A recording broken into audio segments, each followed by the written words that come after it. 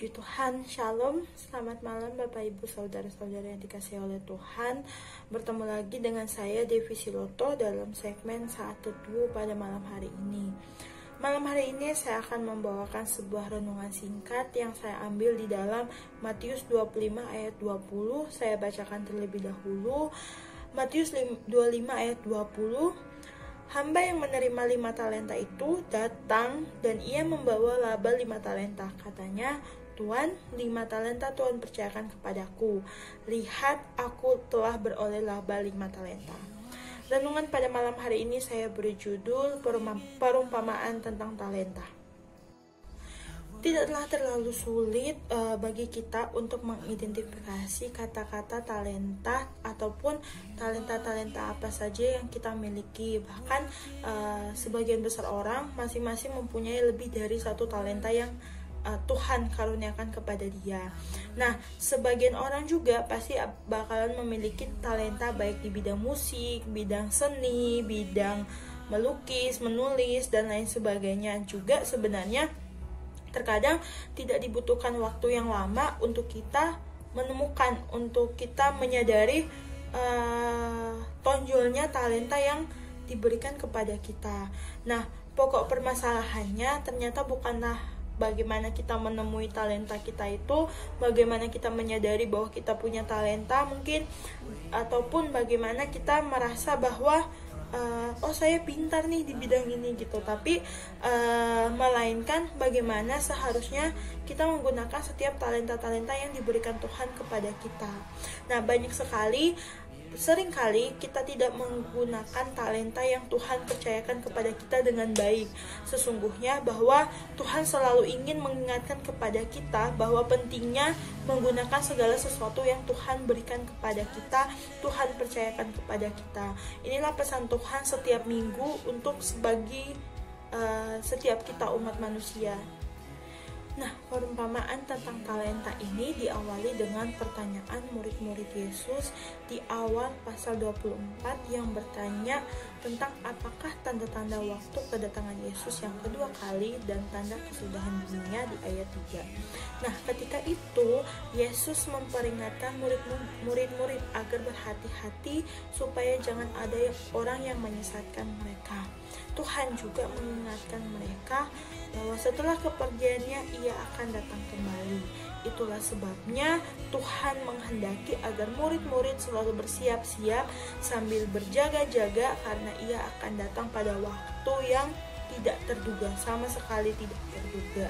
Nah, memasuki pasal 25, Yesus mengumpamakan waktu kedatangannya seperti pengantin laki-laki adat timur yang datang menjemput mempelai wanitanya pada waktu tengah malam. Dan perumpamaan tentang kedatangannya dipertegas lagi dalam perumpamaan tentang talenta ini, yaitu bahwa Tuhan yang memberikan talenta itu akan datang kembali pada suatu hari nanti untuk meminta pertanggungjawaban dari hamba-hamba yang telah dipercayainya. Nah, ada beberapa hal yang Yesus mau untuk kita pelajari melalui perumpamaan ini adalah yang pertama, apa yang kita miliki bukanlah kepunyaan kita. Di Matius 25 ayat 14, sebab hal kerajaan surga sama seperti seorang yang mau bepergian ke luar negeri, yang memanggil hamba-hambanya dan mempercayakan hartanya kepada mereka. Ingatlah selalu bahwa segala sesuatu yang telah dipercayakan Tuhan kepada kita sesungguhnya bukan benar-benar kepunyaan kita.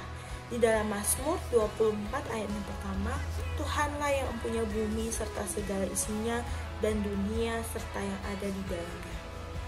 Artinya bahwa Tuhan adalah sang empunya segala sesuatu dan kita adalah penanggung jawab atas semuanya itu. Tuhan adalah pemilik dan kita hanyalah para pengelolanya. Kita mungkin sudah mengetahui hal itu, namun rupanya tetap masih perlu diingatkan lagi karena tanpa memiliki cara pandang yang demikian, kita tidak akan pernah bisa menjadi seorang pengelola yang baik atas apapun ataupun seberapapun yang Tuhan sudah percayakan kepada kita. Hari-hari hidup kita di dalam kepemilikan Tuhan. Segala karunia dan kemampuan hanyalah pinjaman dari Tuhan yang suatu hari nanti akan kita tinggalkan. Kemudian yang kedua, apa yang dipercayakan adalah sesuai dengan kesanggupan kita. Matius 25 ayat 15, yang seorang diberikannya 5 talenta, yang seorang lagi 2, dan yang seorang lain lagi 1, masing-masing menurut kesanggupannya, lalu ia berangkat. Keadilan versi kerajaan surga ternyata berbeda dengan keadilan versi dunia. Keadilan menurut cara dunia adalah pembagian yang sama banyak bagi semua orang. Sedangkan menurut kerajaan surga, pembagian yang adil dilakukan berdasarkan kesanggupan masing-masing pribadi yang dipercayakan oleh tuannya. Ada orang yang memiliki kesanggupan untuk mengelola 5 talenta, adapun yang 2 talenta maupun hingga yang 1 talenta. Hal yang sama berlaku pula ketika Tuhan mempercayakan karunia-karunia rohani kepada kita. Semua diberikan masing-masing orang seperti yang dikehendakinya di dalam 1 Korintus 12 ayat 11. Setiap orang masing-masing dipercayakan tugas dan tanggung jawab yang berbeda-beda antar satu dan yang lainnya oleh Tuhan. Oleh sebab itu, tidak perlu kita membanding-bandingkan diri kita dengan orang lain atau dengan sesama kita, apalagi menjadikan hal itu adalah sebuah persaingan. Yang perlu kita lakukan adalah melakukan segala sesuatu yang Tuhan percayakan, seberapapun banyaknya, entah itu mau kecil, entah itu mau yang besar, menurut ukuran manusia, menurut standarnya kita. Tetapi tugas kita adalah setia dengan apa yang Tuhan sudah percayakan dan setia dengan panggilan Tuhan bagi kita. Hal yang penting harus kita ingat bahwa semua yang dipercayakan itu haruslah kita gunakan untuk kepentingan kerajaan surga. Tuhan mempercayakan kita dengan hal-hal yang berbeda-beda karena Dia tahu seberapa besar masing-masing diri kita sanggup untuk menerima hal-hal yang Tuhan percayakan, sanggup untuk menanganinya. Tuhan bahkan jauh lebih tahu tentang pribadi kita dibandingkan diri kita sendiri. Oleh karena itu, mari kita menggunakan dan mengelola dengan baik segala sesuatu yang Tuhan sudah percayakan, seberapapun besarnya, dengan setialah dengan hal tersebut. Kemudian yang ketiga, yang terakhir, bahwa apa yang dipercayakan suatu hari harus dipertanggungjawabkan. Matius 25 ayat 19, lama sesudah itu pulanglah tuan hamba-hamba itu lalu mengadakan perhitungan dengan mereka. Nah, sama halnya dengan perusahaan-perusahaan pada umumnya, di mana setiap akhir tahun selalu ada pengauditan untuk bahan kajian guna menilai apa kinerja perusahaan tersebut untuk memenuhi target yang sudah diharapkan, bahkan sudah dirancangkan sebelumnya.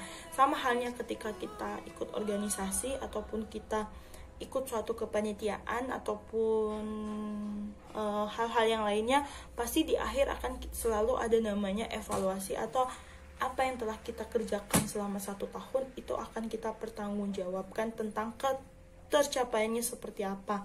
Nah, sama halnya dengan perjalanan hidup kita. Tuhan Yesus telah lebih dahulu datang untuk kedua kalinya, dan setelah itu kita pun akan diaudit untuk diadakan perhitungan sejauh mana kita telah menggunakan segala hal yang Tuhan telah percayakan kepada kita selama kita menjalani kehidupan di dunia ini. Nah, apabila kita menyadari bahwa segala berkat Tuhan yang dipercayakan kepada kita itu berasal dari Tuhan, dan setiap berkat itu harus kita pertanggungjawabkan pada suatu hari nanti, maka tentu saja kita akan berusaha mengelola segala sesuatunya sebaik mungkin. Bahkan kita akan berfokus pada investasi-investasi yang akan mendatang untuk pengembalian perkara-perkara yang bersifat kekal tentunya. Roma 14 ayat 12, demikianlah setiap orang di antara kita akan memberi pertanggungjawaban terhadap dirinya sendiri kepada Allah. Jadi setialah dengan apapun yang Tuhan sudah delegasikan kepada kita. Sesungguhnya Tuhan telah menginvestasikan banyak hal dalam kehidupan kita, karena itu janganlah disia-siakan. Demikian renungan singkat pada malam hari ini. Semoga bermanfaat bagi kita semua. Stay safe, stay healthy, dan selamat malam.